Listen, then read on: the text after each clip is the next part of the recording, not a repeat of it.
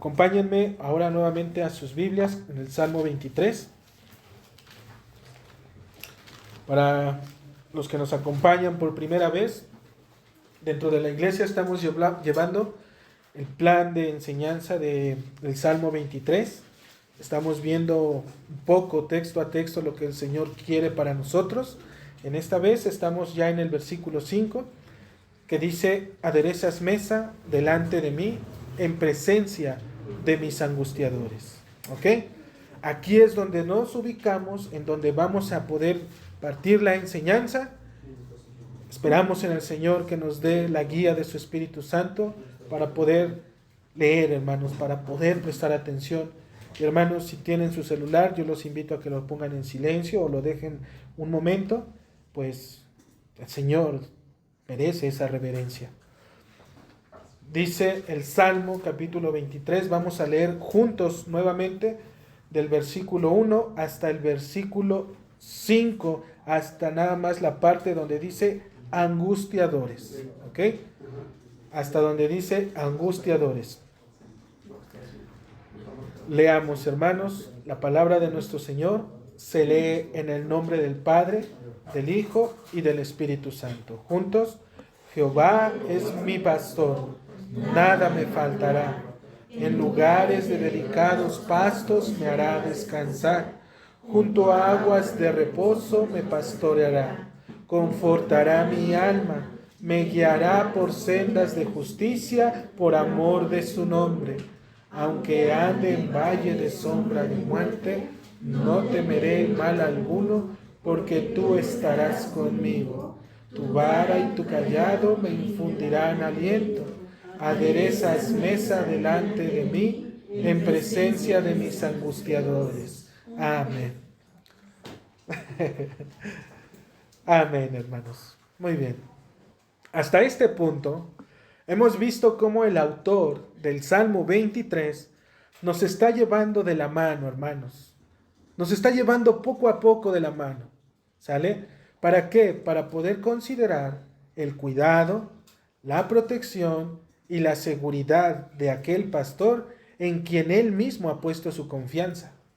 Si ustedes notan, la familiaridad que tiene esta oveja con su pastor es tan grande que él puede llamarle por su nombre. Él le dice: el Señor es mi pastor, Jehová es mi pastor.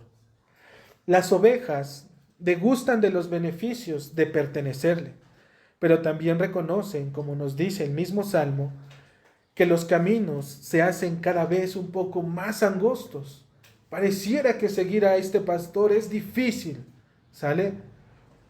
Cuando es tiempo de seguir avanzando hacia nuestro Señor, esos caminos cuando empezamos, son en extremo, de lado a lado, grandes. Pero una vez que vamos conociendo más a Dios, ese camino empieza a hacerse más angosto, más pequeño, más pequeñito. ¿Por qué? Porque la palabra de Dios, hermanos, nos manda a que ya no seamos nosotros, a que dejemos de vivir como nosotros queramos, a que ahora nuestra vida la pongamos en los ojos de nuestro Señor Jesucristo. Todo esto forma parte de una relación. ¿Qué relación? La oveja y el pastor. No olviden que el Señor nos trata de una manera muy similar. Estamos hablando de ovejas, pero también el Señor le ha placido ponernos en semejanza de esas ovejas. Por eso el trato hacia nosotros es muy similar. La relación como hermanos en Cristo debe también de ser semejante a la de un rebaño que es conocido por un pastor dentro de la iglesia local. ¿Ok? Si ustedes alguna vez han tenido la oportunidad de ver algún rebaño en vivo, las ovejitas normalmente están juntas. Es raro ver a una oveja que está sola, que está alejada. Podrá estar alejada porque el espacio, gracias a Dios, es muy grande, pero normalmente cuando está alejada, una de dos: está insatisfecha, está enferma o algo le molesta. ¿Sale? Ahí es donde el pastor tiene que entrar, tiene que ponerse al lado de ella y, como veíamos hace 8 días, con el cayado poder examinar qué es lo que tiene, qué le está estorbando. Si está enferma, poder atenderla. Si algo le duele, poder buscarla y llevarla. ¿Para qué? Para que pueda ella estar como debe de ser, sana. Normalmente, En el fin de temporada, hermanos, lo que es el invierno, es un aviso para el pastor. ¿Por qué es un aviso? Porque cuando la nieve empieza a secarse, empieza a aparecer el pasto, ¿ok? Pero ese pasto, obviamente el pastor lo tiene que examinar. Este deber que debe de hacer descansa en tres cosas que el pastor tiene que estar haciendo. El primero de ellos es, debe de recorrer las sendas y pisar los lugares en las cuales ellas ya van a ser pastoreadas. Se está adelantando al lugar donde ellas van a estar. El segundo es que debe de permanecer un tiempo en esos lugares para ver y probar las amenazas. Además, debe de buscar los lugares de refugio y de escape por si es que hay peligro cerca de ese lugar. ¿Ok? Y número 3, debe de revisar cada rincón del terreno en busca de plantas o algo que pueda... Ahí está, creo que estaba apagado. Ahí se escucha, ¿verdad? Ahí está. Ok, entonces debe de examinar ese terreno. ¿Para qué? Para que pueda examinar si hay plantas o arbustos o algo que pueda ser venenoso o dañino para la oveja. No solamente es llevarlo, hermanos. Es que el pastor, como dijimos, debe de caminar esa senda. Es un camino que no conoce. No puede llevar a las ovejas a la primera. ¿Por qué? Porque si las lleva a la primera y sale algún depredador, sale algo que quiera atentar contra sus vidas, él va a querer defender. Pero al momento de querer defender, las ovejas se pueden dispersar. ¿Y a dónde las va a buscar si no conoce el camino? Por lo tanto, lo primero que hace es que él mismo camina esas sendas y pisa esos lugares. Y una vez que está en esos lugares, no solamente dice, ok, está muy bien el pasto, hay buenos arbustos, ya quité toda la maleza, ya quité todas las plantas venenosas, es buen lugar. No, hermanos, también se queda un tiempo. Porque puede ser que a la luz del día no haya nada, los pájaros cantan, todo esté bien, pero puede ser que en la tarde o en la noche empiece a haber ciertos animalitos que empiecen a acercarse. ¿Para qué? Para devorar a estas ovejas. Por lo tanto, él debe de quedarse y una vez que se queda, empieza a construir un lugar, una barricada, donde meter a las ovejas, donde él pueda estar cerca, puede esconder algunos elementos. ¿Para qué? Para que si llegasen esas amenazas, él puede tener o puede accionar o responder a lo que está aconteciendo. Es una labor, hermanos, es una responsabilidad y un gran compromiso que esta persona tiene. Cada una de estas actividades en su conjunto reciben las bellas palabras precisamente que exhalan de este Salmo capítulo 23, versículo 5.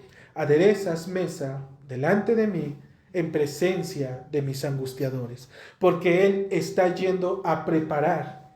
Él está yendo a encaminarse. ¿Para qué? Para que antes que las ovejas pisen y estén seguras, las ovejitas puedan llegar, puedan descansar. Él ya estuvo en ese lugar, sabe cuáles son las rutas de escape. Una vez que las ovejas caminan por esas sendas y pisan ese lugar, es realmente sorprendente, hermanos. Han llegado a un paraíso. Dice la Escritura, aderezas mesa, es decir, prepara todo lo necesario para que ellas solamente lleguen y se queden a pastorear. La seguridad es evidente. Están libres de amenazas y de peligros que atentan contra su salud y sobre todo contra su vida. Tienen alimento que comer, también tienen aguas que beber, además tienen un lugar y ese lugar es un refugio, es un descanso. Ellas pueden descansar tranquilas. No están alebrestadas esperando a que venga el lobo. Ellas descansan porque saben que están con su pastor. Definitivamente a estas ovejas se les ha preparado una buena mesa, en presencia de aquellos que solo las miran de lejos. Acuérdense, el pastor fue y se estuvo un rato, pero por la tarde o noche puede ser que algo se asome en la oscuridad, pero no se acerca porque está el pastor. Algo que es notorio es que en este salmo, hermanos, da un giro. ¿Por qué les digo que da un giro? ¿Por qué? Primeramente nos está hablando de la actividad del pastor. Jehová es mi pastor, nada me faltará, en lugares de delicados pastos me hará descansar. Es la actividad. Pero ahora, hermanos, nos va a describir las actividades, nos está describiendo las actividades de su oficio. Pero ahora cambia ese panorama. ¿Para qué? Para poder convertirse en aquel que sirve y atiende a sus invitados a la mesa. ¿Ok? Ahora el pastor, una vez que hace su oficio, ahora mete a estas ovejas y ahora él les va a servir. ¿Sale? Él las está acomodando, ellas ya llegaron, ya tomaron lugar, ellas se están proveyendo de lo que el pastor les ha dado. Ya todo está listo. Se ha adelantado para que tengan una buena velada y se ha procurado para que sea confortable ese tiempo que pasen ellas. Él ha prometido seguridad, alimento y descanso. Para ellas, para estas ovejas, hermanos, pareciera un hotel de 5 estrellas, porque no tienen de qué preocuparse. Ya todo está puesto. La mesa ha sido aderezada por su pastor, que las conoce. Dejando un poco de lado, hermanos, esta imagen que acabo de comentarles, en las cuales espero que ustedes hayan puesto atención, como se mencionó anteriormente, nuestra semejanza en cuanto a nuestro comportamiento es similar. Jesucristo ha preparado también una mesa para todo aquel que le pertenece. Él ya la hizo, ya la ha puesto. Es por esta razón que Él ha dicho, si pueden ir a Juan, capítulo 14, en el versículo 2, Evangelio de Juan, capítulo 14, versículo 2, dice la Escritura de esta manera: en la casa de mi Padre muchas moradas hay. Si así no fuera, yo os lo hubiera dicho. Voy pues a preparar lugar para vosotros. Hermanos, hay una mesa ya preparada. Y lo primero que tienes que saber es que no se encuentra en este mundo. Jamás la vas a mirar en este mundo. Esta mesa, hermanos, no está en este lugar, no está allá afuera, no está como dicen, miren, acá está Cristo, no está tampoco en ese lugar. Es un lugar en donde la corrupción y la mentira quedan excluidos, hermanos. No puede habitar la corrupción y la mentira cerca de esta mesa que nuestro Señor ha preparado. Un lugar en donde los invitados, hermanos, tienen vestiduras especiales. Son especiales esas vestiduras. Nadie puede participar de esa mesa si no ha sido invitado. Y para poder ser invitado, Dios es quien ha dado las vestiduras para poder participar. Estas vestiduras llevan el nombre de santidad. Una santidad que no depende de nosotros. Es una santidad que depende de Dios. Dios obrando a través del creyente, apartándolo del pecado, librándolo de la muerte, vistiéndolo cada día en la fe y en el entendimiento de nuestro Señor Jesucristo. Un lugar en el que aquellos que nunca quisieron nada con el Señor en este mundo van a quedar totalmente excluidos y apartados de este banquete. Ahí no entra cualquiera, hermanos. Es un lugar preparado por el pastor para sus ovejas. ¿Y sabes qué? La Escritura dice que el Señor conoce a sus ovejas. A este lugar solo se accede, hermanos. Hay una manera de poder acceder a este lugar donde el Señor ha preparado esa mesa.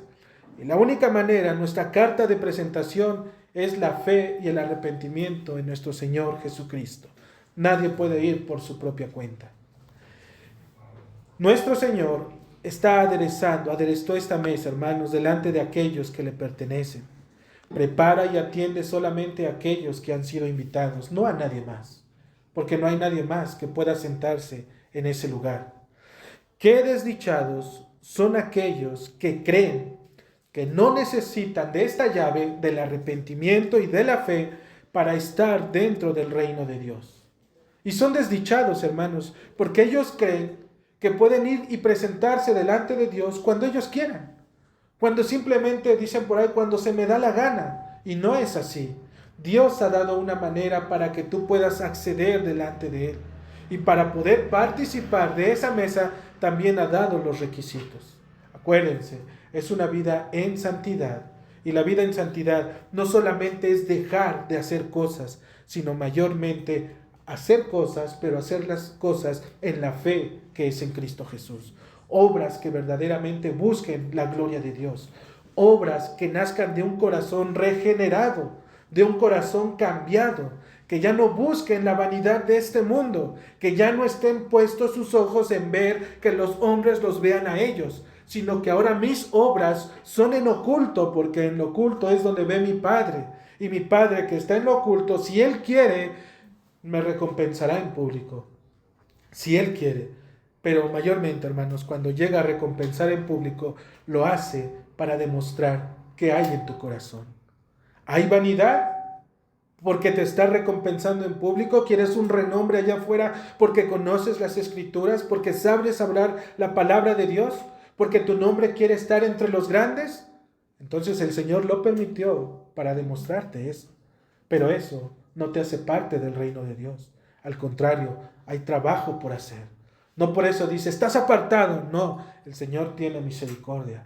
Y si lo muestra es porque eres hijo, porque eres oveja. Pero Él quiere que trates con ello. Si hay vanidad, si hay angustia, si hay ira, si hay enojo, abandónalo en los brazos de nuestro Señor. Entrégate a su vida. ¿Sí? Deja que realmente la obra de nuestro Señor more en tu corazón y hallarás descanso en Él. Es un descanso, hermanos, como decíamos, es una paz que este mundo no te puede ofrecer. Es una paz que tú ya trataste de buscar por todos lados, pero no la encontraste.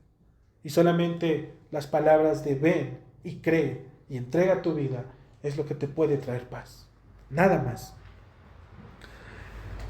Supongamos, hermanos, que puedes entrar a ese banquete con estas vestiduras, que puedes entrar con tu orgullo, que puedes entrar con tu enojo porque nadie te cae bien, nadie te entiende, porque simplemente no se hacen las cosas como yo quiero y pues todo el mundo está mal. Supongamos que puedes entrar, que el Señor te da la oportunidad, las personas y mayormente aquellos que comparten el Evangelio te dicen, no es tan necesario que cambies esas cosas, solamente deja tu vida y ya haz cosas buenas. Hermano, ¿cuáles son las vestiduras que portarías delante de este banquete? ¿Con qué te presentarías delante de Él? ¿Cómo se llama el anfitrión que te ha invitado, hermano? ¿Lo conoces? ¿Sabes dónde ha estado? ¿Qué es lo que ha hecho? ¿Qué es lo que Él mismo ha dado para que ahora tú puedas estar en ese lugar? ¿Cómo se llama, hermano? Y sobre todo, ¿qué es lo que están celebrando? Porque cuando tú entraste, viste que ya estaba todo acomodado. Llegaste a una fiesta, pero no sabes ni por qué es la fiesta. El Señor conoce a sus invitados, hermano. Y si tú llegas y tomas un lugar en esa mesa, aunque te parezca extraño, porque todos los ves regocijándose y hablándose de las cosas eternas, de las cosas que Dios ha hecho en sus vidas, y tú te hallas como despistado, como que no hayas tu lugar en ese momento, es porque obviamente no has sido revestidos con las vestiduras de nuestro Señor. No hablas el mismo lenguaje que los que están delante de ti. Ellos te preguntan, hermano, ¿cómo fue tu conversión? Cuéntame. Y no sabes qué decir. Porque a lo mejor tu conversión solamente fue un día que sentiste bonito y eso fue todo. De ahí en adelante no leíste la escritura, ibas de vez en cuando a la iglesia, dedicaste más tiempo a este mundo, te apartaste de las cosas de Dios y seguiste viviendo para ti. ¿Qué les puedes contar a todos esos hombres? ¿Qué les puedes decir? ¿Qué les puedes explicar acerca de nuestro Señor? ¿Cómo es que te justificó? ¿Cuáles fueron tus pruebas? ¿En dónde estaba tu corazón? Todo ese tipo de cosas, hermanos. La gloria de Dios es el tema de discusión en las mesas de los santos. ¿De qué hablamos, hermanos? Entonces, imagínate que estás ahí, que viene este anfitrión hacia ti. Se te queda viendo de una manera extraña porque obviamente no traes esas vestiduras que te hacen parte del reino. Hablas de manera diferente porque no entiendes ni disciernes lo que está pasando.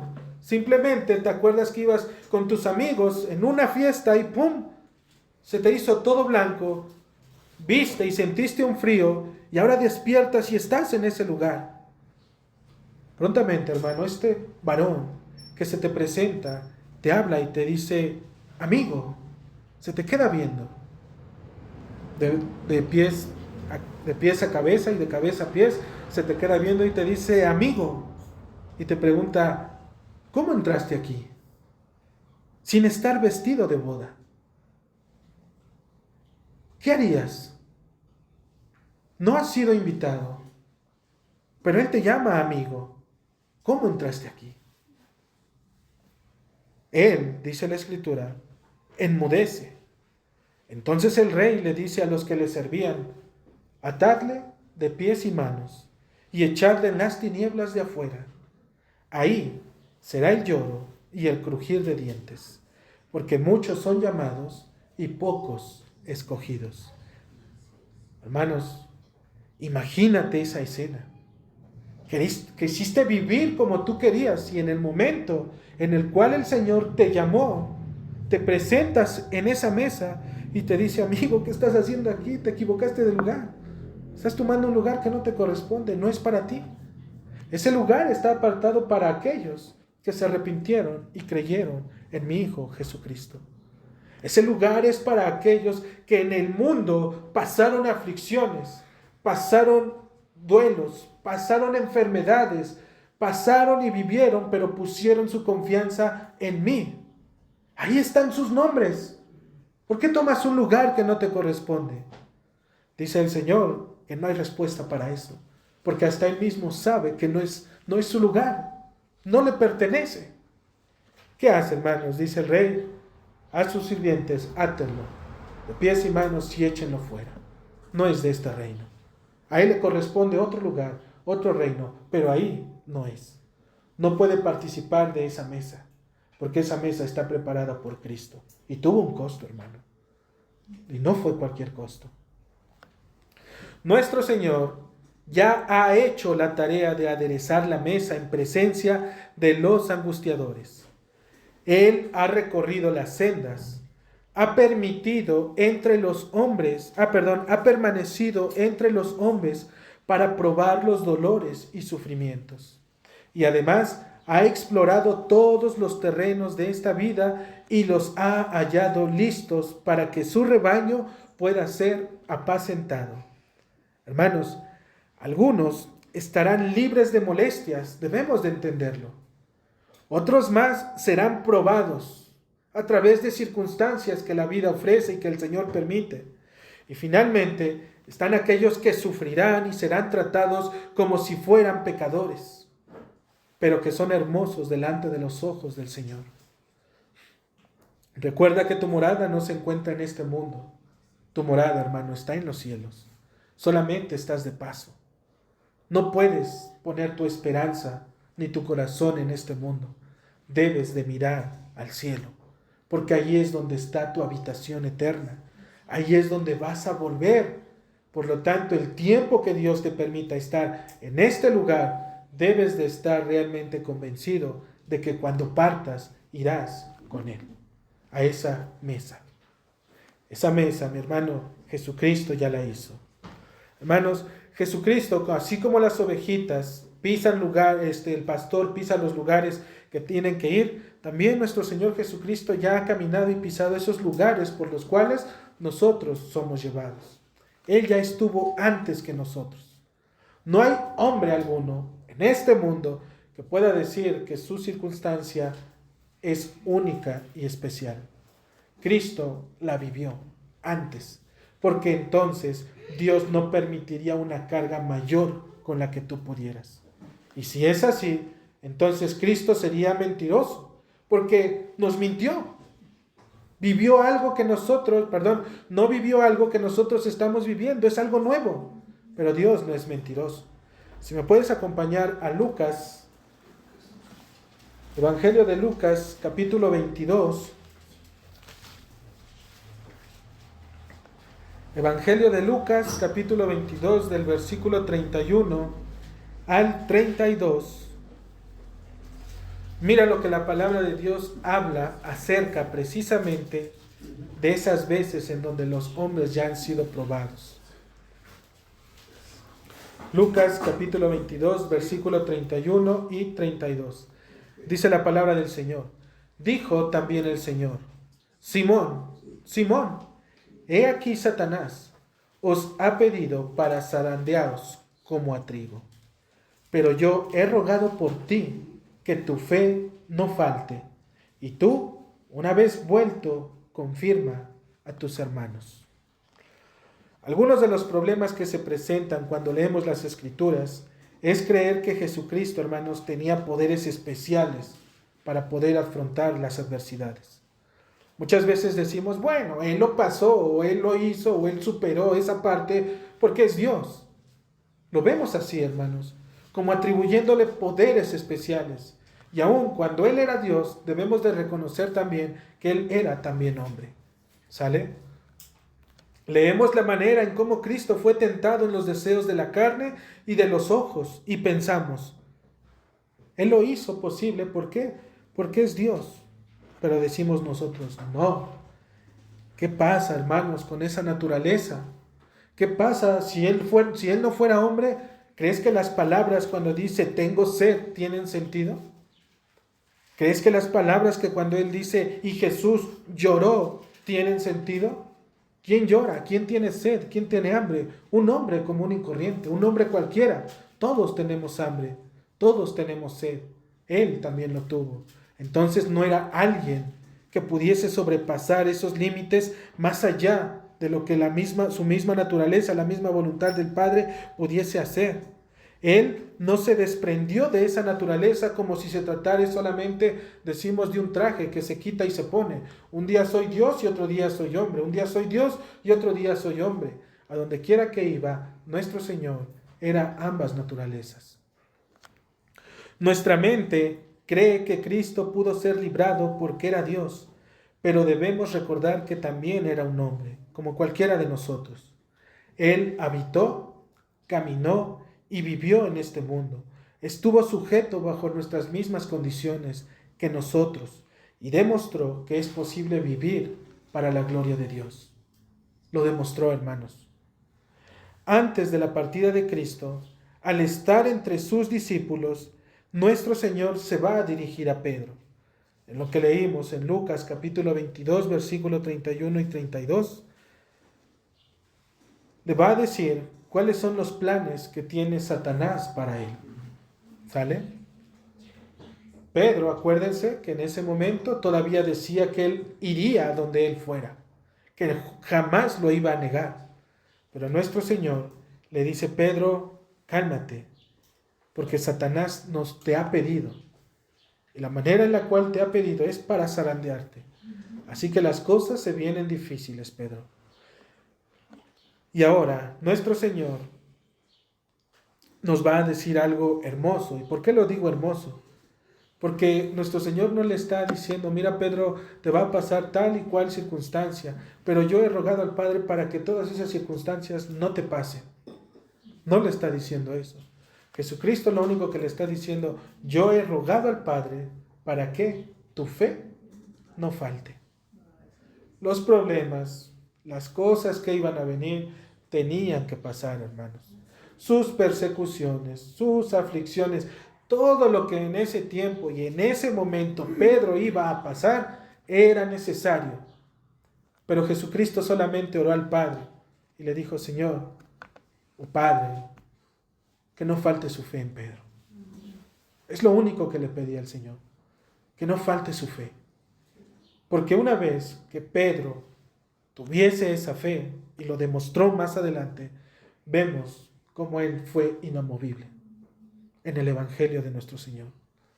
Sí, fue zarandeado, fue movido, su mente fue traspasada a otro lugar. ¿Por qué? Porque prometió al Hijo, y cuando vio esa persecución, cuando vio que lo iban a entregar, él se fue, se escondió y aún lo seguía poco a poco, y era temeroso de que lo vieran y le dijeran y lo asociaran con él. Pero su fe, el Señor Jesucristo pidió por ella. Dice, nada más que su fe no falte.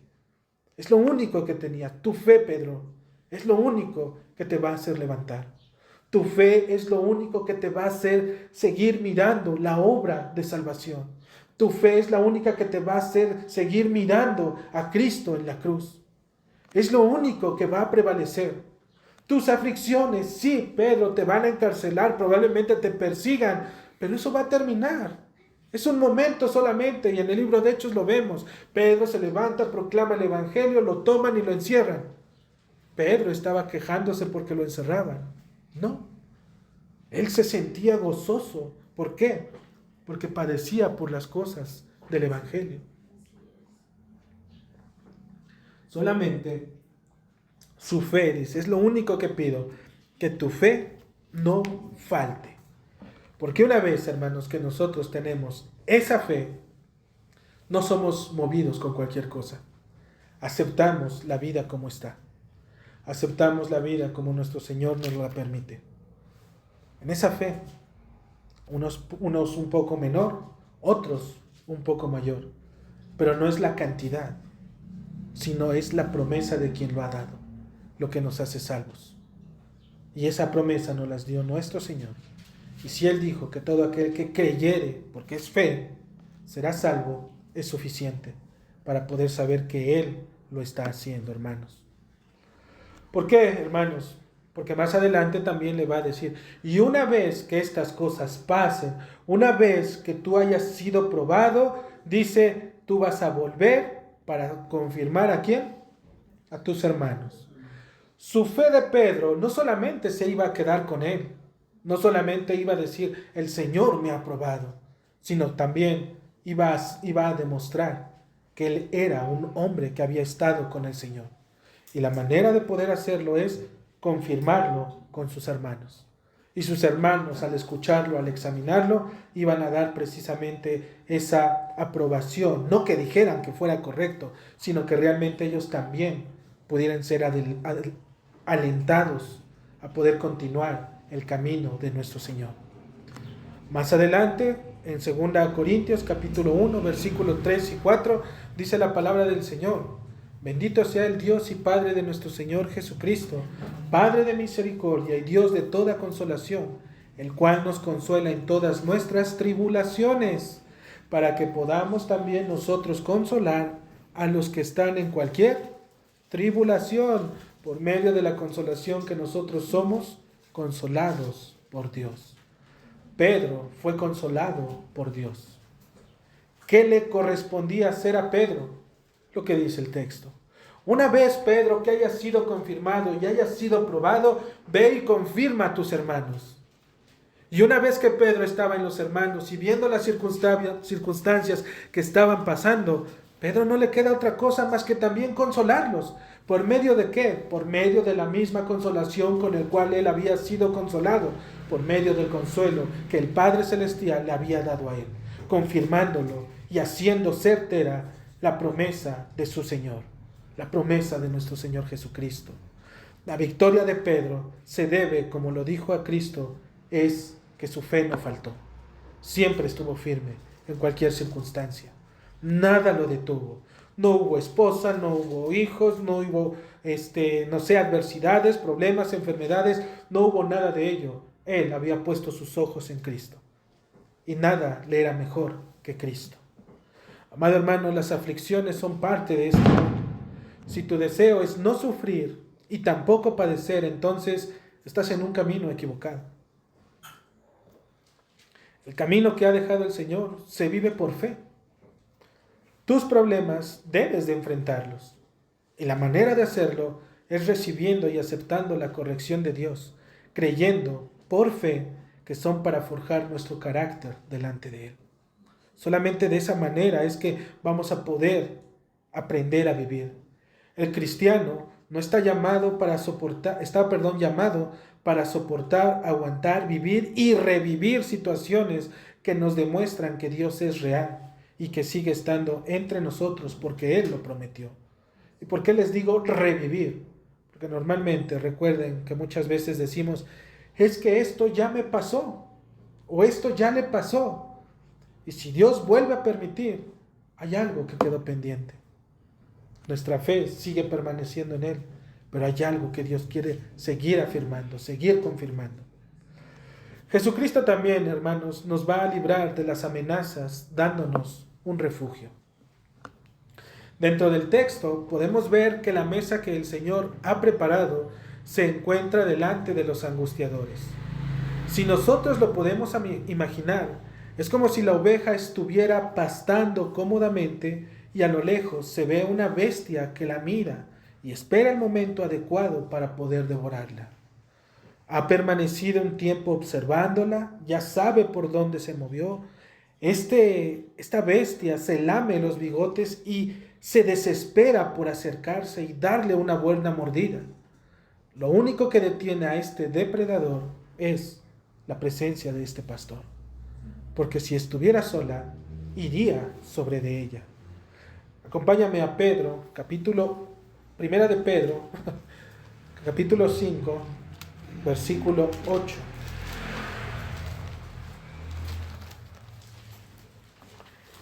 Él nos ha librado de estas amenazas y nos da un refugio. Y la manera de poder hacerlo, hermanos, es advirtiéndonos, no para que vivamos como si no lo supiéramos, sino sabiendo que existe, ¿sí? Y que está afuera, pero que debemos ser prudentes. Primera de Pedro, capítulo 5, versículo 8.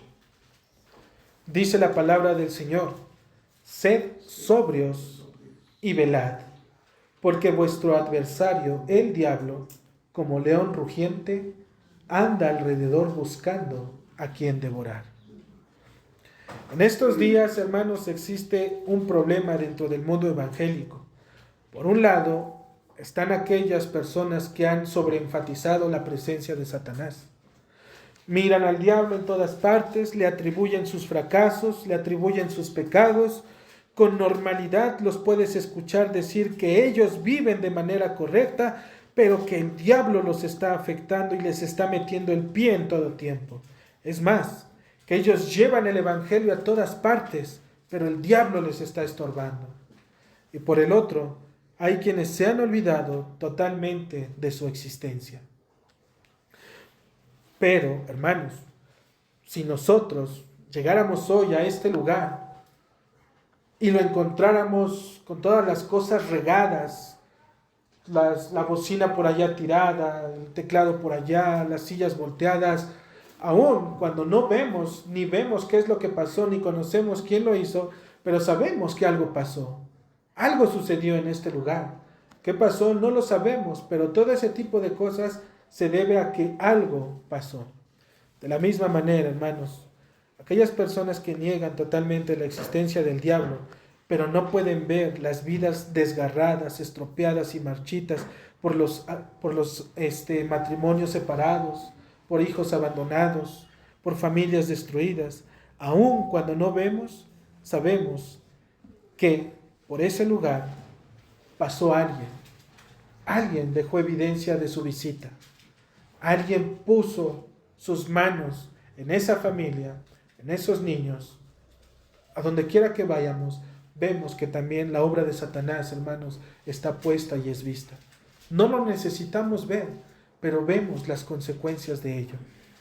Ambas posturas, hermanos, tanto el sobreenfatizar como el dejar de lado su existencia, son incorrectas, ya que bíblicamente sabemos que Satanás realmente existe y opera en el mundo espiritual del creyente. Por esta misma razón es que Cristo pidió porque Pedro no le faltara la fe, ya que si este enemigo puede introducirse en tu mente por medio de falsas verdades o consuelos a tu propia persona, difícilmente la palabra, aunque tiene poder para convencer del pecado, difícilmente el hombre puede recibirla, y más cuando se trata de alguien que conoce del Evangelio. Es difícil, hermanos. Cuando alguien ya está convencido por las Escrituras de que su circunstancia es la correcta porque Dios así lo está diciendo, aun cuando nosotros le muestremos por las mismas Escrituras, muchas veces terminan fracturándose, ¿sí? Solamente, ¿qué podemos hacer? Orar y esperar en el Señor. ¿Para qué? Para que Dios, a través de la sabiduría de su Espíritu Santo, pueda traer luz y verdad a lo que estamos entendiendo. Acuérdense que en la Escritura se lee con un propósito, entender el contexto, el plan redentor de Dios. No solamente la Escritura no fue escrita para nosotros en sí, de que seamos felices, contentos y vivamos sin prejuicios, sin enfermedades ni nada de ello. Se escribió para que nos humillemos delante de Dios y reconozcamos que Dios sigue estando y reinando entre nosotros, hermanos. Debes de mantener tu mente dependiendo en todo tiempo del Evangelio. En todo tiempo, hermano. Tu mente debe de estar enraizada en el Evangelio. Debes conocer y buscar a ese Dios que te ha dado la gracia para saber que estarás en su mesa. En todo tiempo debes de aprender a discernir la voz de la Escritura de los labios lisonjeros que probablemente solo quieren endulzar tu oído. Habrá quien quiera solamente escuchar las buenas cosas, las bendiciones, pero hay algunos que a lo mejor no querrán escuchar nada de eso. Tenemos un adversario, un enemigo, un contendiente antiguo que ha pasado por la vida de millones y millones de personas. Él está experimentado en esto, hermano. Él sabe las consecuencias, Él sabe cómo meterte el pie para que tú tropieces. Sus armas son las mismas. Ay, me asustó. Sus armas son las mismas que siempre ha usado en todos los hombres, hermanos, en todas las generaciones. El deseo de la carne, el deseo de los ojos y la vanagloria de la vida es lo que Él presenta delante de los hombres. Todos han caído y han perecido en esos terrenos. Algunos se han levantado, pero al alejarse de Dios terminan cayendo nuevamente. Pero están aquellos, hermanos, que se levantan en el nombre de nuestro Señor Jesucristo y son preservados. Son abrazados por la promesa de su palabra. Son lavados y puestos para una vida nueva. Estos hombres son los que se vuelven un manjar para este enemigo. Porque ellos han abandonado, han decidido por la voluntad y la fe en Jesucristo abandonar esta vida. Por lo tanto, ellos se vuelven una delicia para este enemigo. Su deseo es hacerte volver al mundo. Y para esta razón te va a presentar todo aquello que no tenías. Cuando vienes al Señor, hoy mágicamente lo tienes y se acomoda todo. Antes, cuando no estabas, cuando te esforzabas, cuando lo ponías en las manos del Señor, no podías, no veías esa luz, no encontrabas esa posición en la cual estuvieras seguro. Pero ahora que empiezas a alejarte poco a poco de Él, se te empiezan a presentar todas esas oportunidades. Ahora viene ese empleo por el cual antes orabas y ahora que ya no estás en el Señor, ahora lo tienes y dices, pues creo que es mejor. Empiezas a hacer un evangelio a tu medida. Dices, pues yo creo que ya no es necesario que vaya a la iglesia. De todas maneras, yo oro en mi casa y leo la palabra en mi casa. Creo que esta es la manera en la cual debo de buscar al Señor. La persona podrá decir, gloria a Dios, el Señor me escuchó. Pero con el paso del tiempo, hermanos, vemos cómo aquella bendición que esta persona le atribuía al Señor, vemos cómo ahora la está alejando poco a poco de los deberes de Dios. Ya no se reúne tanto, ya no ora, ya no participa de los deberes santos, ya no se reúne con la iglesia. Ahora él lleva su vida cristiana como él quiere, porque ha encontrado una mejor posición. Pero hermanos, gloria a Dios se termina. ¿Por qué? Porque ahora cambia y dices, gloria a mi Dios. Sí, a tu Dios, el que te alejó del Dios verdadero, el que ya no te permitió seguir en los caminos de la Escritura. A ese Dios es a quien tú estás honrando, no al de la palabra. Normalmente este tipo de situaciones pasa, hermanos, con aquellos hombres que se han alejado, con aquellas ovejas que han decidido por su propia cuenta llevar su propia vida cristiana a su propia manera. El autor, Philip Keller, dice, siempre eran las ovejas distanciadas, las vagabundas, las errantes, las víctimas de los animales de presa. Por lo general, los atacantes ya se han ido cuando el pastor escucha el grito de auxilio. Algunas ovejas, por supuesto, se quedan completamente mudas de miedo ante el ataque. Ni siquiera dan un balido lastimero antes de que su sangre se derrame. Y esa es la condición de la oveja. Si tú ves a una oveja, lo vemos en Isaías 53, cuando dice que como cordero fue llevado delante de aquellos hombres. Y no se quejó. Tú ves una ovejita que la llevan a darle cuello, no dice nada, no se opone. Ella va y se entrega. Existen algunos cristianos que en lugar de levantar la mano para recibir ayuda y que se les socorra en el amor de Cristo, prefieren afrontar su vida de manera personal. Normalmente se ahogan en un vaso de agua. Algo tan sencillo en lo que la Escritura tiene respuesta, lo vuelven interminable y fastidioso. Enmudecen y guardan silencio, y en lugar de hablarlo, se hacen bolita y reciben los golpes del diablo. Ellos creen que están batallando, pero no lo hacen, hermanos. Solamente se hacen bolita y reciben los golpes de su adversario. Porque para eso Dios nos dio una iglesia. Si Dios no quisiera un cuerpo con el cual los hermanos que en la comunión de los santos pueden tener dones para animar los corazones de los demás hombres, Dios no lo hubiese dejado. En todo caso te deja a ti y te da, obviamente, la palabra que lo es lo todo, pero no tienes todo lo que el Señor quisiera que tú tuvieras. Hay quien puede tener palabra para poder consolar. Hay quien puede tener palabra para poder exhortar. Hay quien tiene palabra para poder animar. Y todo eso solamente lo encuentras en la iglesia. Pero si tú estás solo, ¿dónde vas a ser animado? ¿Cómo vas a ser consolado? Si no puedes abrir los labios y puedes decir, necesito ayuda, estoy en esta situación. ¿Cuándo va a ser ese día en el cual los hombres dejen de depender de sí mismos y se entreguen a la voluntad del Padre? ¿Cuándo va a ser? La promesa de Dios ante estas circunstancias fue: y levantaré sobre de ellos un pastor y les apacentará. A mi siervo David, él las apacentará. Tiene un propósito el hecho de que el Señor ponga a alguien dentro de la iglesia. La palabra apacentar no siempre se refiere a comer, hermanos, contextualizando que estamos hablando de las ovejitas. Pero la palabra apacentar no siempre se refiere a comer, sino también quiere decir o hace referencia a un diálogo, a poder estar platicando. Dice Proverbios 10:21, los labios del justo apacientan a muchos. ¿Sí? Los labios del justo apacientan a muchos.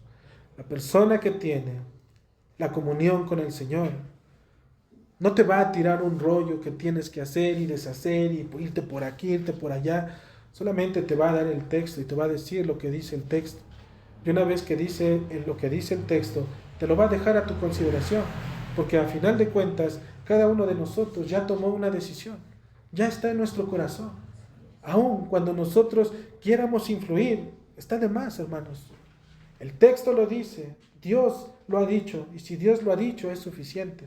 Pecaríamos queriendo insistir, o pecaríamos queriendo engañar, o hacer creer que estamos haciendo lo correcto. Mejor es siempre hablar verdad, siempre, a donde quiera que vayamos, hermanos, con quien quiera que estemos, sea cual sea la circunstancia, siempre hablar la verdad. Y si en algún momento veo que esta verdad no fluye, ¿por qué? Porque no se mueven las cosas y aún sé que estoy mal o que están mal, pero no abro los labios ni digo nada. Hermano, quien se está haciendo daño eres tú. Quien le está haciendo daño a la iglesia eres tú. ¿Por qué? Porque no estás hablando. No estás expresando realmente lo que tú tienes y está en tu corazón. Cuando el Señor nos llama, lo hace con el propósito de conocerle y entenderle, no para que nos quedemos callados. En todo caso, ¿para qué nos llamó? Si las cosas van mal, ve al Señor. Él te va a escuchar. Nuestro Señor Jesucristo es lo que hizo. ¿Qué pasó cuando las cosas iban mal, cuando se ponían color de hormiga? Él dice: Padre, la hora ha llegado, glorifica a tu Hijo. Llegó el momento, Señor. Aquí estoy, para que también el Hijo pueda glorificar al Padre.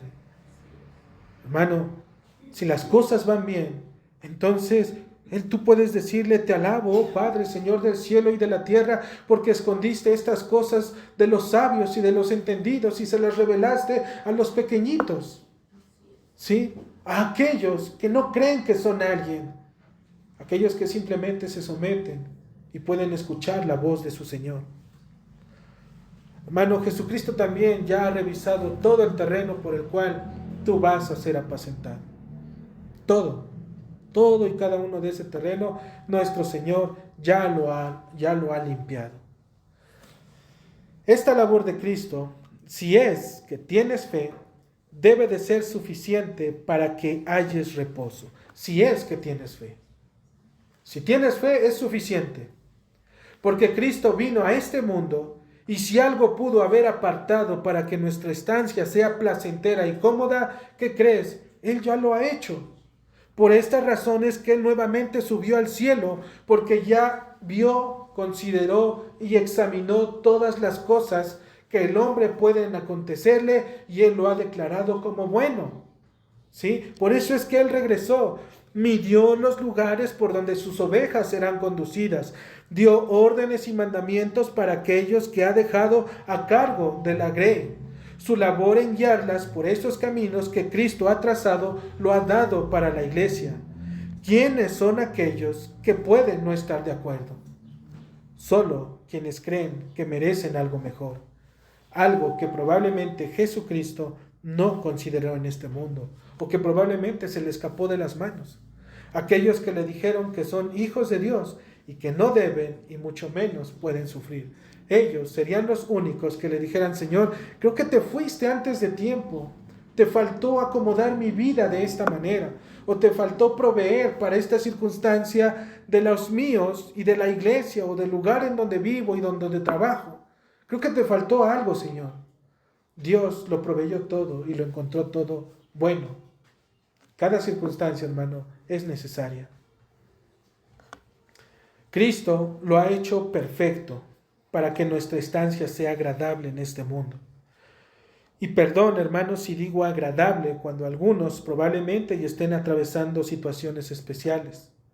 Pero aún bajo esas circunstancias de desánimo y sufrimiento, Jesucristo las padeció. Él las vivió.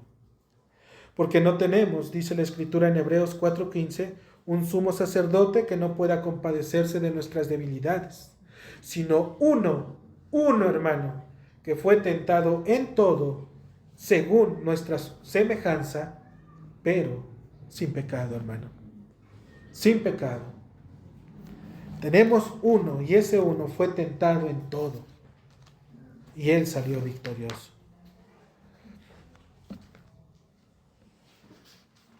¿Acaso no dice la Escritura que fue despreciado, que fue desechado entre los hombres, que fue un varón de dolores, que fue experimentado en quebranto? Es por esta razón que tiene misericordia y piedad de todos aquellos que se acercan a Él. Cristo, al adelantarse a nuestras vidas y proveer todo, es que Dios mismo lo mandó para ser encarnado en este mundo, porque Él conoce nuestras debilidades, conoce nuestros sufrimientos, se ha identificado totalmente con la humanidad, con todos. ¿Cómo te explicas que entonces que el Señor pueda perdonar una y otra vez? Porque sabe nuestra condición. Él mismo dijo: perdonar, ¿hasta cuántas veces, Señor? No 7, sino hasta 70 veces 7. ¿Sí? Y no con ello queremos decir que 70 veces 7 son 490 veces. Hermanos, debemos de entender que esto se debe a que conoce nuestra situación.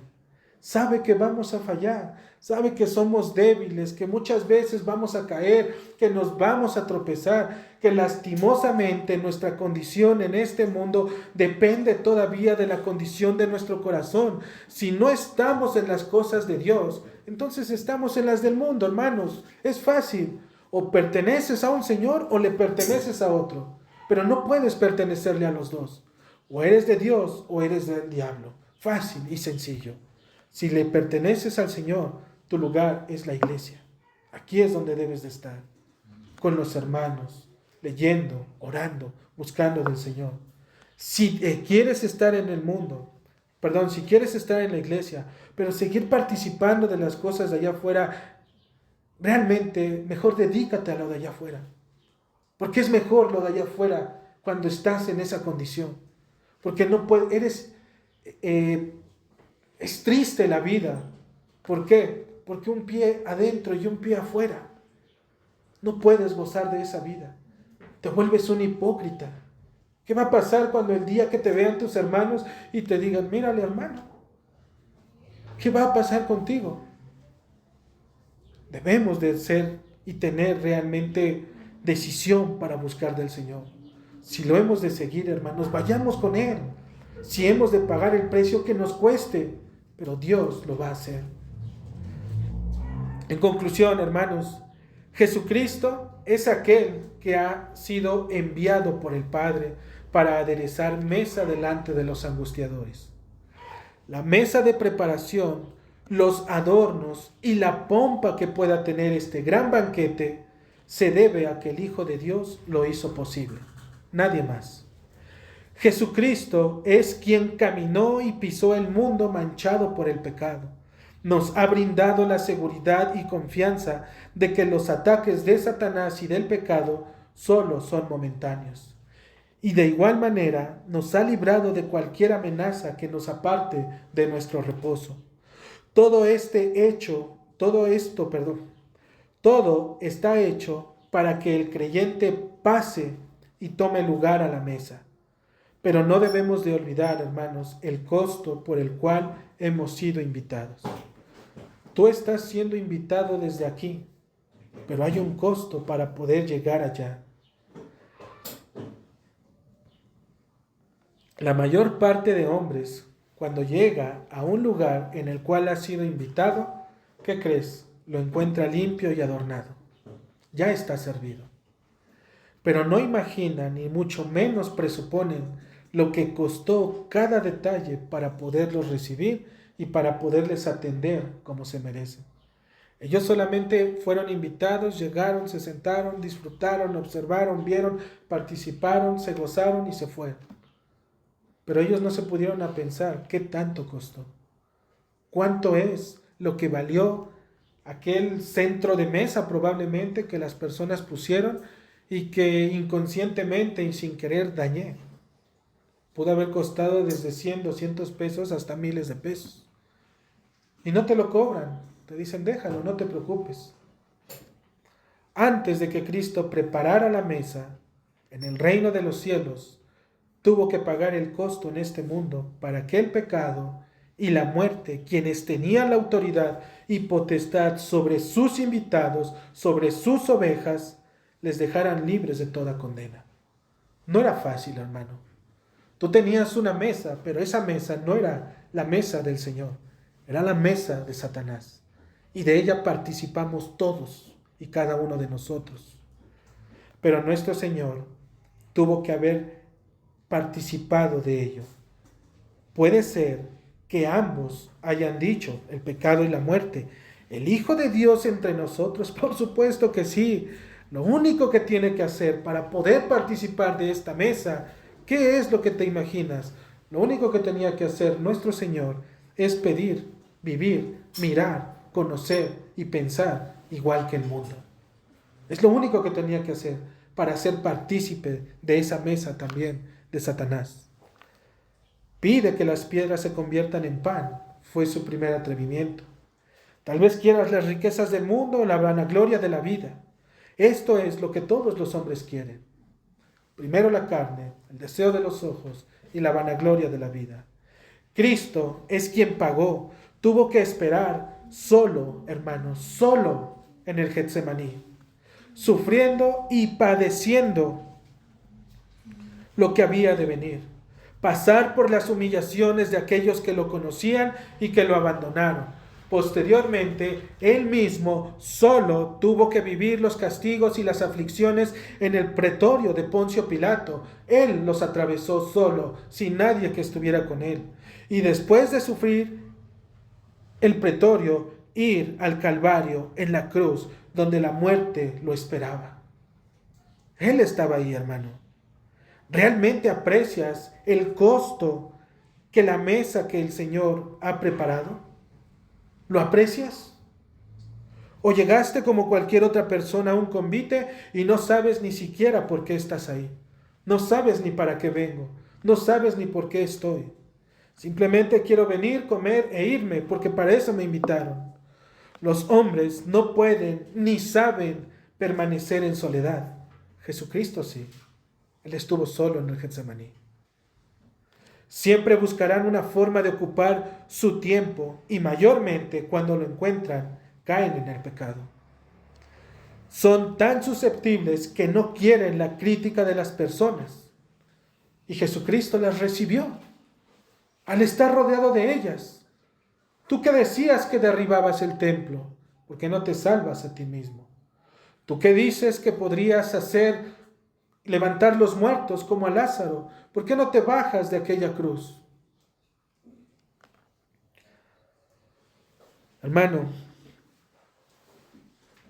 sus padecimientos los consideran una maldición inquebrantable y se quejan diciendo, ¿por qué a mí?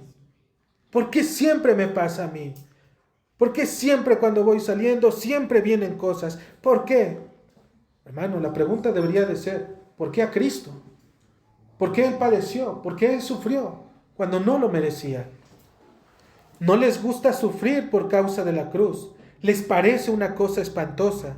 Jesucristo rechazó y le dio la espalda a este mundo. Todos, el deseo de los ojos, la carne y la vanagloria de la vida, no estuvieron dentro del precepto del conocimiento de nuestro Señor. Este Señor y Salvador no quiere nada de este mundo. Su comida simplemente es hacer la voluntad de su Padre. Sus riquezas están en el reino de los cielos con su Padre. Y la vanagloria de la vida es fútil comparado con la eternidad que el Padre tiene. Nuestro Señor no necesita nada de este mundo, al contrario, el mundo lo necesita a Él.